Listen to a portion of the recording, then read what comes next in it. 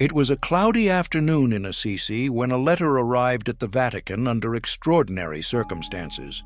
The courier, an elderly Franciscan friar named Padre Leone, claimed the envelope had been sealed and hidden inside the altar of the Church of San Damiano, discovered only during routine repairs to the foundation. The envelope bore no address, no stamps, no markings, except for one line in elegant looping script: "To the Holy Father, in God's time, C.A."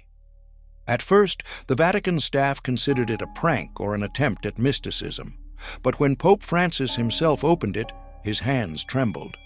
Inside was a folded letter, written in perfect Italian, signed simply, Carlo Acutis. The date on the letter was October 11th, 2006. Just one day before the 15-year-old Carlo had died from leukemia. The Pope stared at the signature, eyes wide with disbelief. Carlo had died nearly 2 decades ago. The Church had already begun the process of canonizing him. He had been called the first millennial saint, the boy who used technology to spread devotion to the Eucharist. But here, in his hands, was something never mentioned in any biography, diary, or interview, something private, something prophetic. A message from a dying teenager to a pope who had not yet even been elected. The Holy Father withdrew from the public eye that evening, retiring early to his private chapel. He read and reread the letter, then laid it gently beside the tabernacle. The words inside did not threaten or criticize, but they carried a warning, a gentle, powerful, unmistakable warning about the Church, the coming storms, and the choices only a pope could make. Carlo's words began with love, flowed with faith, and ended with something that felt like tears pressed into the page. But between the lines, there was something more, something the Holy Father recognized instantly: revelation. And so, quietly, without telling even his closest advisors, Pope Francis retrieved an old notebook and began writing a reply.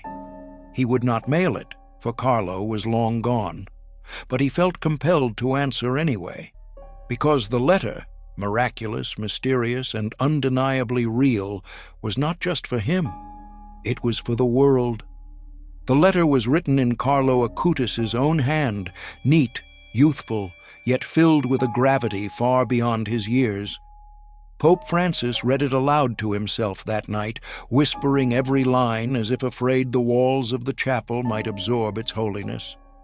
"Your Holiness, you do not know me, and I do not yet know who you will be.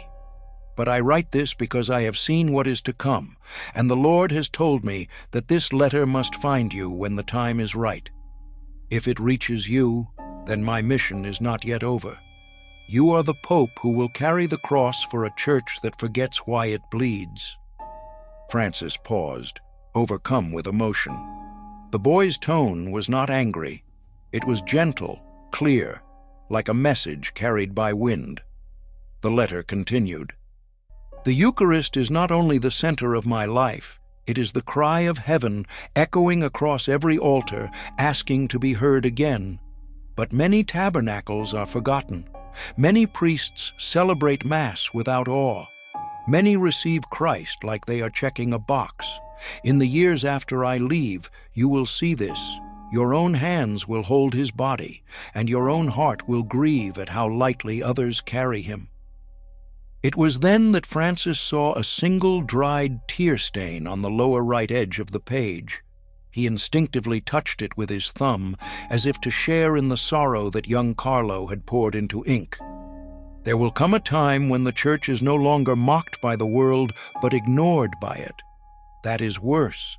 They will not throw stones. They will walk past with eyes that no longer see. And it is then that you must make a decision, Holy Father. Will you try to be understood, or will you dare to be faithful? Pope Francis closed his eyes. The words were not condemnation. They were a plea from a young saint who had seen something too large for his short life to carry. The Holy Father could almost hear the boy's voice, humble, urgent, unshaken. You will be tempted to build bridges with no foundation. You will want to embrace the world, but the world will ask you to let go of the cross to do so. Please, do not. I write to you not as a theologian or cardinal, but as a child who loved Jesus with his whole heart. And I beg you, remind the world that Jesus is not an idea. He is alive in the Eucharist, and that truth is worth every misunderstanding, every exile, even every martyrdom. The final line was short, written in smaller script, as though whispered by a fading hand. And if you must lose the world to keep Christ, then lose it. When the Pope finished reading, silence flooded the chapel like a tide. The air itself felt thick with meaning. In all his years of papal leadership, he had never received a message so pure and so terrifying in its clarity. What was Carlo trying to prepare him for? What storm had he seen? And why had this letter remained hidden until now? Francis placed it on the altar and whispered, "Lord, what do you want of me now?" That night, long after the corridors of the Vatican had gone still, Pope Francis sat at his desk beneath the soft glow of a single lamp. The letter from Carlo Acutis lay before him, open, silent, and yet still speaking. He could not sleep, not after what he had read, not after what he had felt. He picked up his pen, not to respond publicly. This was not a letter for encyclicals or headlines, but to answer in the quiet way a father speaks to a son, a spiritual son, a boy who had somehow written a message from beyond time, piercing through 2 decades to awaken a sleeping church. "Carlo," he began, "I do not understand how this letter has come to me. I do not understand how a 15-year-old boy, dying in silence and faith, could see what I am seeing now. But I believe you, and I believe the voice that guided your hand." His words came slowly, heavy with sorrow. "You are right. The world no longer rages at the Church. It yawns. Our scandals have dulled their ears. Our apologies have become noise. And in our desire to be welcomed by all, we have stopped being salt and light. I have tried, Carlo. I have tried to lead with compassion, but I fear I have offered too much warmth and not enough truth."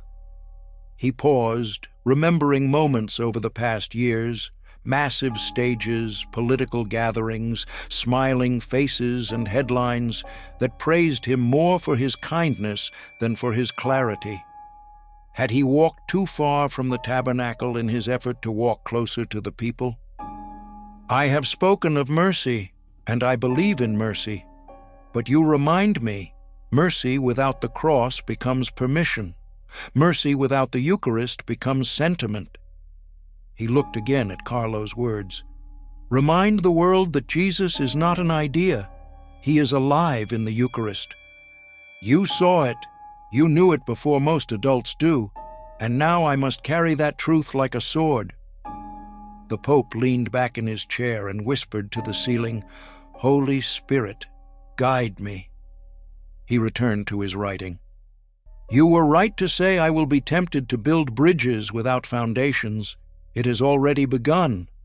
There are those among us, bishops, cardinals, even old friends, who beg me to soften language about the Eucharist, to make room for those who come but do not believe, to open doors without asking if hearts are open too.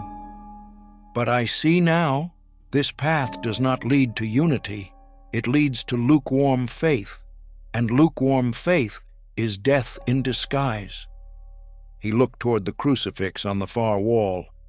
"If I must choose between losing the world or losing Christ, then I will choose Christ, even if it costs me the world." He signed the letter not with his papal title, but with the name he had before the white robes. "Your brother, Jorge Mario Bergoglio." He folded the paper slowly, placed it beside Carlo's letter, and whispered, "You have reminded the Pope what it means to be small and what it means to be brave." The night stretched on. The church slept.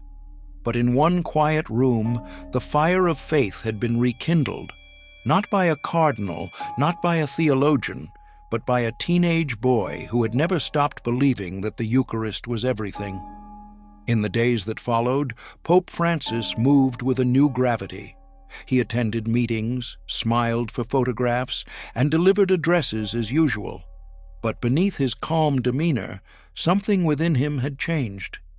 The letter from Carlo Acutis had stirred an old fire, one that had once burned in the early years of his priesthood, when he still celebrated Mass as if it were the first and last of his life. He returned to the tabernacle daily, often alone, kneeling in silence. He began making handwritten notes in the margins of church documents, notes that questioned compromises, clarified doctrine, and emphasized the real presence of Christ in the Eucharist. He summoned bishops known for their Eucharistic reverence, not for public display, but for private counsel. It was subtle at first, but soon it became clear. The Pope was preparing for a reckoning. It did not go unnoticed. Cardinal Terenzio, a trusted advisor for nearly a decade, had watched these changes with increasing concern. He was a shrewd man, polished, media-savvy, and deeply embedded in the Church's diplomatic and interfaith efforts. To him, the Church's relevance in the modern world depended on flexibility, on dialogue, on what he often called pastoral realism.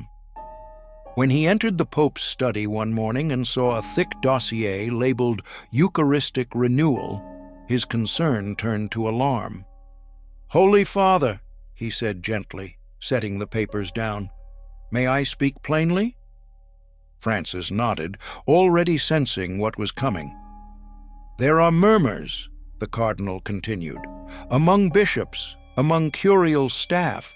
They say you're preparing to issue a declaration that will tighten Eucharistic norms, re-emphasize adoration, even discourage intercommunion. If this is true, it could cause division. You will lose the very bridge we've spent years building." Francis was quiet. Then he said, "What is a bridge built on silence worth if it collapses under the weight of truth?" The cardinal's smile faltered. "You risk alienating those who look to you for compassion." "And what of those who look to me for Christ?" the Pope replied. "Compassion without clarity leads to confusion, and confusion in matters of the Eucharist is betrayal." Terenzio's voice grew firmer. "Your Holiness, you are not just a shepherd of the faithful. You are the face of the Church to the world. If you shift now, it will be seen as retreat. It will be weaponized." Francis leaned forward. "If the world calls it retreat, let them. I am not here to please the world. I am here to feed the sheep." The cardinal stood in stunned silence. He had never seen Francis speak with such unshakable certainty. At last, the Pope reached into his drawer and handed Terenzio a folded paper. It was Carlo's letter. The cardinal read it slowly. As he did, his face changed, not in agreement, but in discomfort. When he finished, he placed the letter back on the desk with trembling fingers. "Are you going to publish this?" he asked. "No," the Pope replied. "Not yet, but I am going to obey it." He stood up and walked to the window, looking out over St. Peter's Square. "I have spent years trying to open the doors of the Church wider," he said. "But now I realize, if we do not fill the Church with Christ first, it does not matter how wide the doors are. Empty rooms echo." The silence between them was profound. For the first time, Cardinal Terenzio saw the Pope not as a diplomat or reformer, but as a man preparing for spiritual battle.